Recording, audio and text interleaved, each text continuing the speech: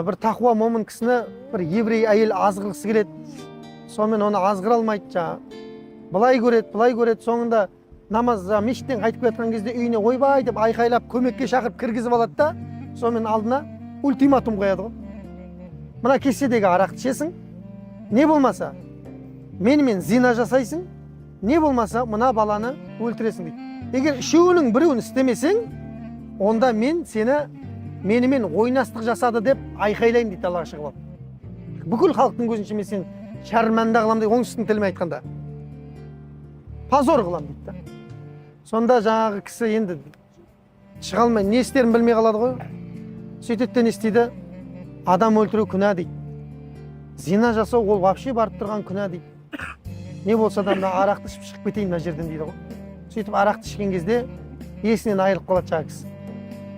Сөйтіп те ана әйелмен зина жасайды. Ана бала оны көріп қойды деп баланы өлтіріп тастайды соңында. Уммул хабайс, бүкіл жамандықтың кілті бұл арақ. Арақ және оның нелері серіктері. Қандай серіктері бар? Анаша бар. Жаңа искейтін бәлематарлар бар қазір. Пиво бар, вино бар. Не бар тағы? Оның барлығы не? Оның барлығы арақтың серіктері, ақылды құртатын. Оның барлығының әрекеті осы дейді, соңында апаратын нәрсе. Ішіп істеп қойыппын дейді. Білмей қаппын мен дейді. Қаяқтан білесің сен, арақ сенің ақылың жоқ қылып жіберді ғой. Көрдіңіз бе?